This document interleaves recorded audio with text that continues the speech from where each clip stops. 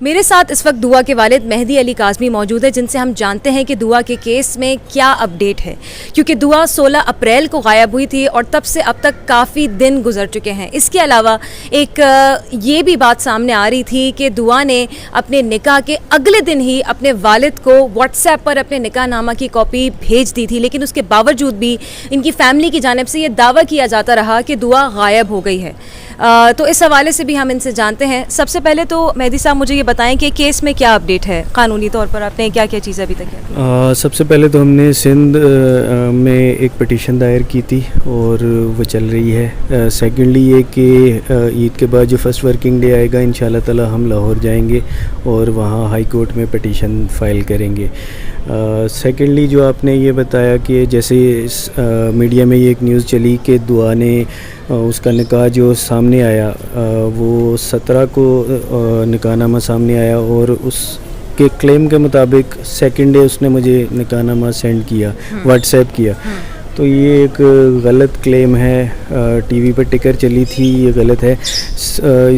اس میں ایسے ثابت کر سکتا ہوں کہ میرا فون ابھی تک انڈر آبزرویشن ہے، میرے فیملی کے جتنے بھی فون ہیں وہ انڈر آبزرویشن ہیں۔ اگر ایسا ہوتا تو اسی وقت نہ صرف پولیس بلکہ ایجنسیز جو میرا فون آبزرو کر رہی تھیں ان کو یہ پتہ ہوتا۔ سیکنڈلی اس میں پولیس کو بھی گندہ کرنے کی کوشش کی گئی کہ میرے پاس آیا، میں نے پولیس کو بھیجا، پولیس نے لاہور پولیس کو بھیجا اور کسی نے کچھ بھی نہیں کیا۔ ایسا کچھ بھی نہیں تھا۔ گورنمنٹ آف جو سندھ پولیس تھی وہ اس سلسلے سے بالکل بلائنڈ تھی، جیسے میں تھا تب تک ہم بلائنڈ تھے جب تک ٹی وی پہ ایک نکاح نامہ شو نہیں ہوا۔ میرا خیال ہے 25 تاریخ کو شاید شو ہوا تھا، اس سے پہلے کسی کو بھی اس چیز کا علم نہیں تھا۔ میرا قطعی طور پہ کوئی اس سے رابطہ نہیں ہوا۔ حیران کن بات یہ ہے کہ جو یہاں سے آئی او گئے تھے انہوں نے بھی اس کا یعنی لڑکے کا انہوں نے کوئی ایڈریس نہیں لیا، کوئی فون نمبر نہیں لیا کہ اس لڑکے کا فون نمبر کیا تھا، یا وہ اسے جہاں لے کر یا لاہور پولیس نے کوئی لیا ہو کہ یہ بچی کو آپ کہاں لے کے جا رہے ہو۔ لیکن آپ نے بتایا تھا کہ اس کا نمبر گوگل سے نکالا گیا تھا لڑکے کا، تو نمبر تو موجود ہوگا۔ ہاں، لیکن میرے سے اس کا کوئی رابطہ نہیں ہوا، نہ اس طرف سے اس فیملی نے رابطہ کیا، نہ ہی مجھے ہماری طرف سے کوئی رابطہ ہوا۔ کوئی بالکل وہ نہیں پتہ۔ سیکنڈلی یہ بھی نہیں پتہ کہ اسے کہاں رکھا گیا ہے۔ بالکل ہم اس سلسلے میں بالکل بلائنڈ ہیں، کوئی انفارمیشن نہیں ہے کہ وہ کہاں ہے، کس حال میں ہے، اس کو کس حالت میں رکھا گیا ہے۔ میں آج بھی اسی اس پہ قائم ہوں، بلکہ اب تو میرے ساتھ جتنے ہیں وہ اسی چیز پہ کہ یہ ایک ظہیر نامی لڑکا ہے، یہ ایک ڈمی ہے اور اس کے پیچھے ایک مافیا انوالو ہے، اور وہ اسے صرف اس لیے سامنے لے آئے چونکہ یہ کیس بہت ہائی پروفائل ہو گیا تھا۔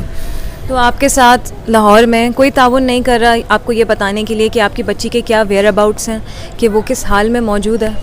نہیں، میرے ساتھ فی الوقت کوئی تعاون نہیں ہوا، لاہور کی طرف سے تو بالکل بھی کوئی تعاون نہیں ہوا۔ پولیس نے بھی کوئی تعاون نہیں کیا؟ جی بالکل بھی نہیں۔ ٹھیک ہے۔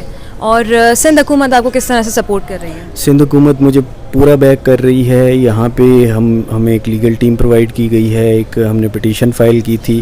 ابھی ہم انشاءاللہ تعالی جو لاہور جائیں گے وہ بھی سندھ گورنمنٹ کے ہی بہاف پہ جائیں گے۔